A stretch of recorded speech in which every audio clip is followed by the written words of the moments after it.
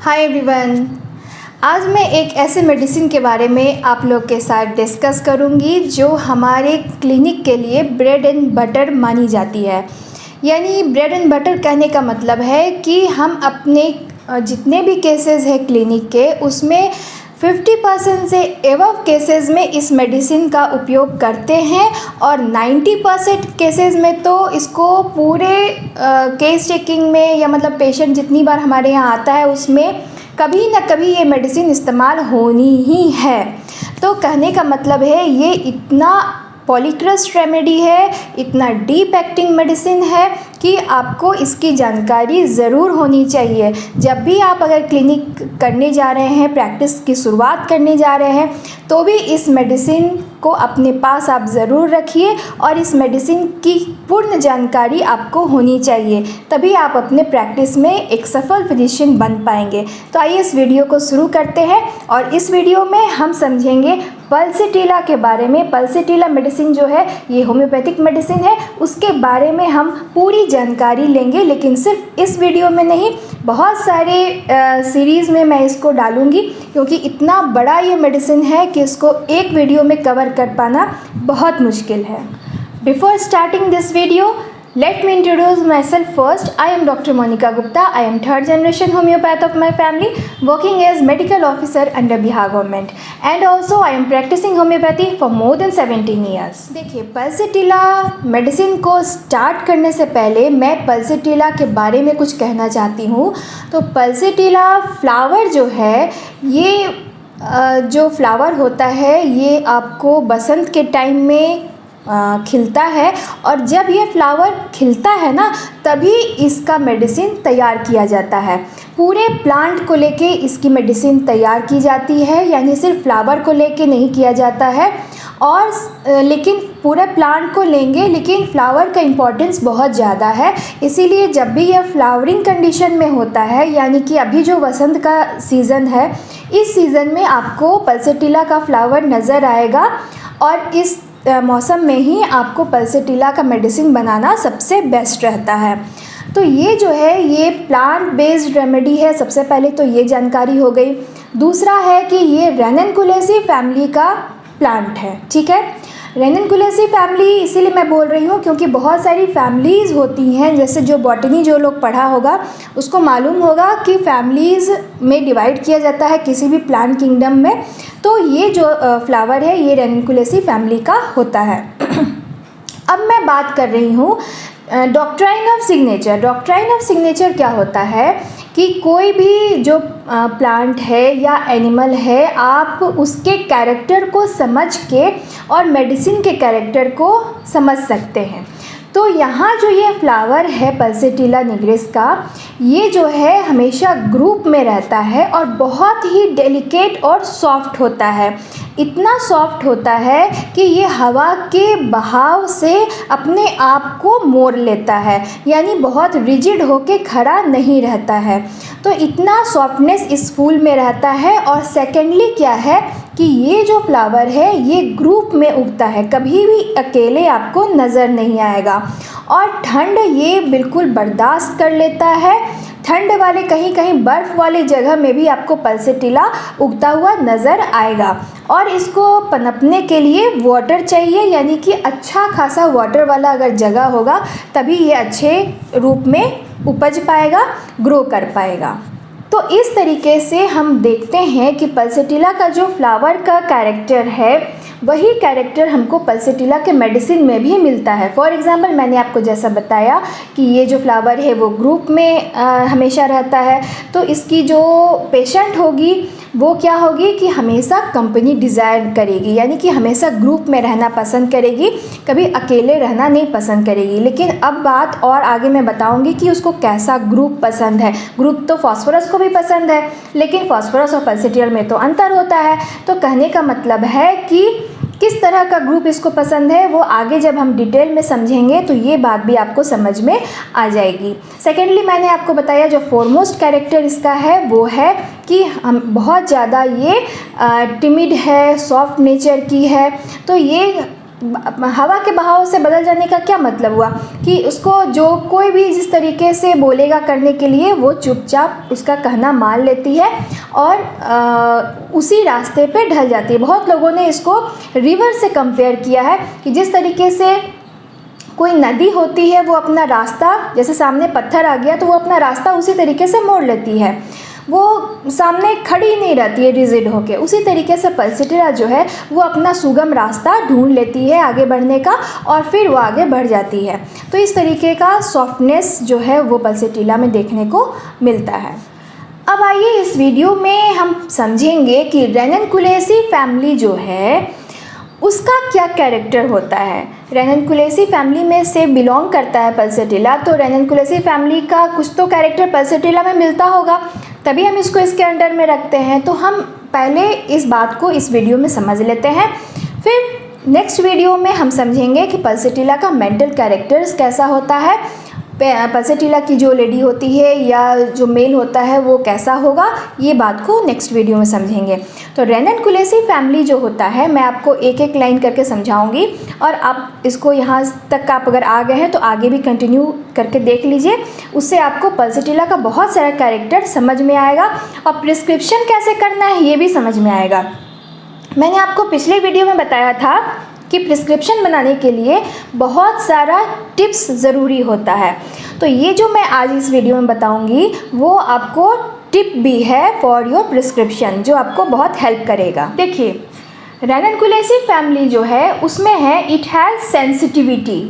सबसे खास जो सिम्टम है रेननकुलेसी फैमिली का वो है सेंसिटिविटी, यानी छोटे छोटे चीज़ों से ये जो फैमिली है वो प्रभावित होती है, बहुत ही सेंसिटिव टाइप की है। तो पल्सीटिला भी क्या है, सेंसिटिव है, उसको थोड़ी सी बात भी क्या है कि लग जाती है। तो सेंसिटिवनेस जो है ये पल्सीटिला में कूट कूट कर भरा हुआ है और फोर एंड फॉरमोस्ट ये सिम्टम आपको पल्सीटिला में नज़र आएगा।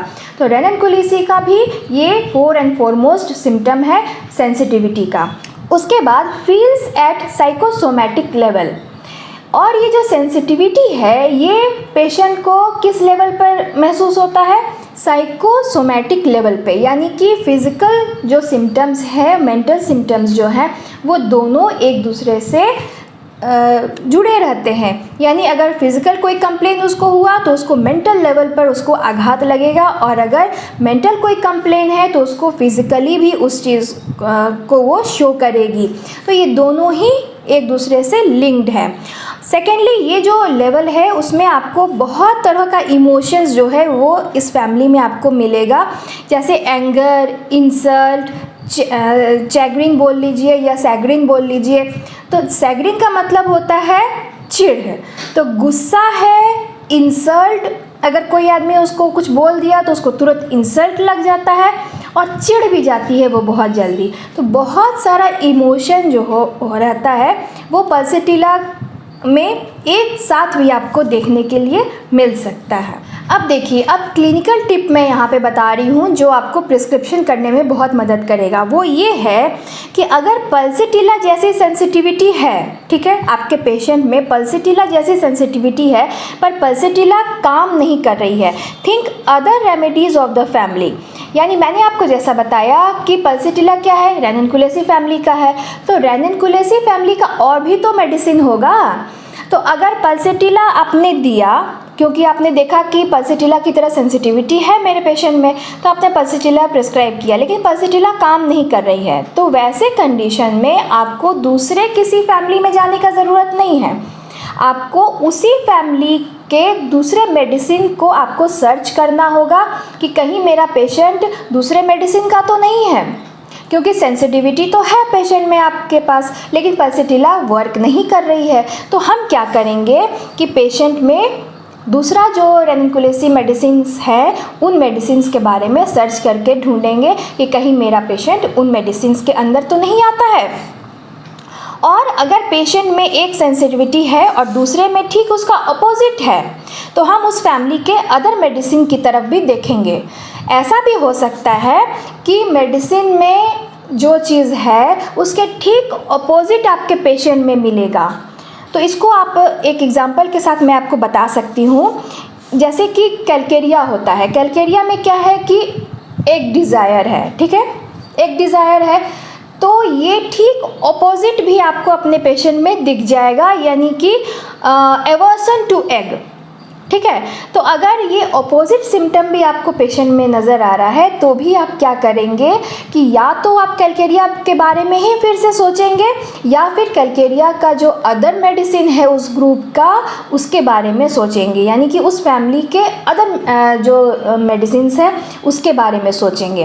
तुरंत किसी दूसरे फैमिली के मेडिसिन की तरफ नहीं हम टर्न हो जाएंगे। फॉर एग्ज़ाम्पल, एक और एग्जाम्पल के साथ मैं आपको समझा रही हूँ तो आपको और आसानी से समझ में आ जाएगा। For example, hyper sensitivity of any event, ठीक है, यानी कि कोई बात कहा जाए और वो पेशेंट बहुत हाइपर सेंसिटिव हो गया, तो ये किस किस मेडिसिन में आपको मिलता है। जैसे मैं अभी रेनिकुलेसी की बात कर रही हूँ तो आपको स्टेफिसगेरिया, पल्सेटिला में इस तरीके का सिम्टम आपको मिल जाएगा।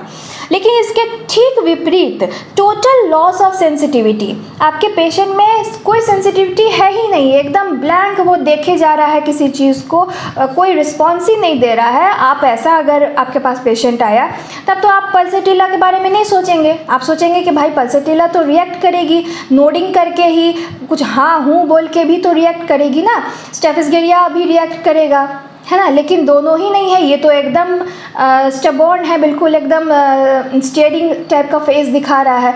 तब क्या करेंगे, तब आप मेडिसिन देंगे हेलीबोरस। हेलीबोरस जो है ये भी रेनिकुलेसी ही फैमिली का है। तो आपने क्या किया कि हाइपर सेंसिटिविटी जहाँ पल्सेटिला में है और आपके पेशेंट में एकदम बिल्कुल कोई सेंसिटिविटी नहीं है, ठीक ऑपोजिट आपको मिल रहा है, तो हमने फैमिली चेंज नहीं किया, उसी फैमिली में मैंने देखा कि कहीं और दूसरे मेडिसिन तो इसके अंतर्गत नहीं आ रहे हैं, तो मैंने देखा कि हेलीबोरस जो है उसमें एकदम इसी तरह का एकदम लॉस ऑफ सेंसिटिविटी आपको मिलेगा, तो वहाँ पे आप हेलीबोरस प्रिस्क्राइब कर सकते हैं। अब अगर मैं बात करूँ कि रेनिकुलेसी फैमिली के कौन कौन से मेडिसिन होते हैं, तो पल्सेटिला तो मैंने आपको एक बता ही दिया, स्टेफिसगेरिया है, एकोनाइट है, हाइड्रेस्टिस है, सिमिसफुगा है, क्लीमेटिस है, ये सारी जो मेडिसिन है ये सारे रेनिकुलेसी फैमिली के ही हैं। तो आप इन कोई भी मेडिसिन में सर्च करके अपने पेशेंट को आप देख सकते हैं अगर आपका पेशेंट सेंसिटिविटी दे रहा है तो, यानी कि रेनिकुलेसी फैमिली का सेंसिटिवनेस जो है ये मेन कैरेक्टर है। तो अगर आपका पेशेंट सेंसिटिवनेस दे रहा है सिम्टम, तो आपको इन सारे मेडिसिन में आपको सर्च करना चाहिए। Main feature is anger. रेनिकुलेसी का दूसरा सिम्टम क्या है, रेनिकुलेसी फैमिली का एंगर, और ये जो एंगर है ये बॉडी माइंड कनेक्शन को लेकर है। ये जो एंगर होगा ये उसके दिमाग पर तो होगा ही, उसके बॉडी को भी अफेक्ट करेगा। For example, there may be trembling और स्पीचलेसनेस। मैंने आपको जैसा बताया हेलीबोरस में क्या था कि वो एकदम स्पीचलेस था, ठीक है। स्टेफिसगेरिया में क्या होता है कि वो सामान तोड़ने फोड़ने लगता है। तो ये जो हाइपर सेंसिटिविटी है ये रेनिकुलेसी फैमिली का कैरेक्टर है, और ये जो एंगर है ये रेनिकुलेसी फैमिली का कैरेक्टर है। लेकिन ये जो कैरेक्टर है ये दो रूप में आपको मिल सकता है, या तो पेशेंट एकदम माइंड बॉडी का जो कनेक्शन है तो उसका गुस्सा में हाथ पैर ट्रेम्बलिंग करने लगेगा, कांपने लगेगा, या फिर वो गुस्सा में बिल्कुल स्पीचलेस हो जाएगा, इतना ज़्यादा गुस्सा उसको आएगा जैसे हेलीबोरस में है। तो इस तरीके का भी आपको इफ़ेक्ट अपने पेशेंट में नज़र आ सकता है।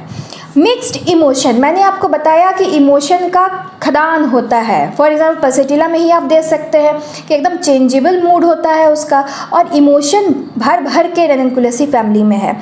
तो ये जो है lots of sensation and lots of emotion. For example, आपको किस तरीके का आपको सेंसेशन मिल जाएगा, किस तरीके का इमोशन आपको देखने के लिए मिलेगा, फियर, एंगर एंड गिल्ट, ये तीनों का मिक्सचर आपको मिल सकता है। डर भी उसको लगेगा, गुस्सा भी आएगा, और गुस्सा में अगर कुछ कर दिया तो उसको गिल्टी भी महसूस होगी बाद में कि अरे बेकार ही उसको डांट दिया, वो तो मेरा इतना केयर करता है। तो कहने का मतलब है कि इस तीनों का ही आपको मिक्सचर अपने पेशेंट में देखने को मिल जाएगा। पेशेंट आपको आके कहेगी कि डॉक्टर साहब बच्चे को तो मैं मार देती हूँ गुस्सा में, लेकिन बाद में मुझे बहुत गिल्ट होता है कि बेकार ही उसको मार दिया। या फिर हस्बैंड से बहुत प्यार करती है अगर, तो वो कहेगी बेकार ही डांट दिया है ना, वो तो अच्छे के लिए भले के लिए बोल रहे थे। तो इस तरीके का मिक्स्ड इमोशन आपको देखने को अपने पेशेंट में मिलेगा। उसके बाद आपको मिक्स्ड इमोशन में और क्या आ सकता है, एंगर विथ इंडिग्नेशन, यानी कि नाराज़गी भी होगा और गुस्सा भी आएगा ना, घृणा भी उसको हो सकता है इस कंडीशन में। उसके बाद एंगर विथ ग्रीफ, गुस्सा और ग्रीफ दोनों आपको साथ में मिल सकता है। सैडनेस विथ एंगर, गुस्सा भी आएगा और बहुत दुखी भी रहेगी, इस तरह का इमोशन आपको मिलेगा। बीइंग इंसल्टेड, कुछ भी थोड़ा सा बात अगर उसको कह दिया जाए तुरंत उसको इंसल्ट लग जाएगा। और ये जो इंसल्ट है ये स्टेफिस के इंसल्ट से बिल्कुल अलग है।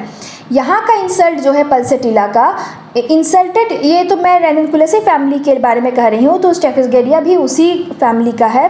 तो आपको उन सारे मेडिसिन में भी डिफ्रेंशिएट करना पड़ेगा कि रेनिकुलेसी फैमिली का ये जो 5 मेडिसिन है ये पांचों का अलग अलग कैरेक्टर है। तो इंसल्टेड मेरा पेशेंट हो रहा है, उसको किसी बात का इंसल्ट लगा है, तो किस तरह का इंसल्ट है ये, स्टेफिस का इंसल्ट है या पल्सेटिला का इंसल्ट है, तो आगे के वीडियोस में मैं सारा डिफ्रेंशिएट करके आपको बताऊंगी। तो आपको बिल्कुल आसान तरीके से समझ में आ जाएगा कि हम अपने पेशेंट को क्या दे सकते हैं, और सिंगल मेडिसिन प्रिस्क्राइब करने का आर्ट जो है वो धीरे धीरे करके हम सीख जाएंगे। तो इस तरीके से जो रेनिकुलेसी फैमिली का जो इमोशंस है वो आपको अपने पेशेंट में नज़र आएगा। यानी रेनिकुलेसी फैमिली में मिक्स्ड इमोशन आपको मिलेगा, सैडनेस, ह्यूमिलिएशन, इंडिग्नेशन जो है, घृणा जो है जिसे कहते हैं, तो किसी से घृणा भी होगा। अब घृणा कब होगा, किस तरीके का होगा, ये हम आगे डील करेंगे। अभी मैं बस इतना ही बता रही हूँ कि रेनिकुलेसी फैमिली का ये सारा इमोशन है।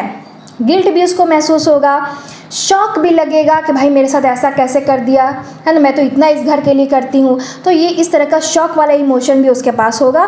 बीइंग इंसल्टेड, थोड़ा सा बात मतलब ऐसा बात जो एकदम माइन्यूट है, अरे भाई शादी में उसने क्यों नहीं बुलाया, कोई दोस्त है वो बाकी लोग दोस्त को बुलाया, मुझे क्यों नहीं बुलाया, तो या फिर कोई गिफ्ट दिया तो मुझे छोटा सा गिफ्ट क्यों दिया, तो इतना सा छोटा छोटे बात के लिए भी वो इंसल्टेड महसूस कर लेती है। तो ये जो रेनिकुलेसी का जो कैरेक्टर है ये आपको इन सारे मेडिसिन्स में देखने को मिलेगा। तो निष्कर्ष हमने क्या निकाला कि पल्सेटिला जो हम पढ़ने जा रहे हैं, समझने जा रहे हैं, ये एक रेनिकुलेसी फैमिली की मेडिसिन है जिसमें और भी मेडिसिन है, जैसे स्टेफिस बताया मैंने आपको, एकोनाइट हाइड्रेस्टिस, क्लेमेटिस, ये सारे मेडिसिन्स भी हैं। और इन सारे का कैरेक्टर मैंने आपको बताया, जिसमें 2 कैरेक्टर मेन है, जो सेंसिटिवनेस है वो रहेगा, साथ में मिक्स्ड इमोशन रहेगा और लॉट्स ऑफ सेंसेशन रहेगा। ये सारे कैरेक्टर्स जो हैं वो आपको अपने पेशेंट में देखने को मिलेगा। तो आशा करती हूँ कि ये बात आप तक पहुँची होगी, और होम्योपैथी को समझने में अगर ये वीडियो आपकी मदद कर रहा है तो आप इस वीडियो को शेयर ज़रूर कीजिए और नेक्स्ट वीडियो में मेरे साथ ज़रूर रहिएगा। तो मिलती हूँ अपने नेक्स्ट वीडियो में, तब तक के लिए take care of yourself, be happy, smiling and healthy always, and believe in homeopathy. Thank you for watching.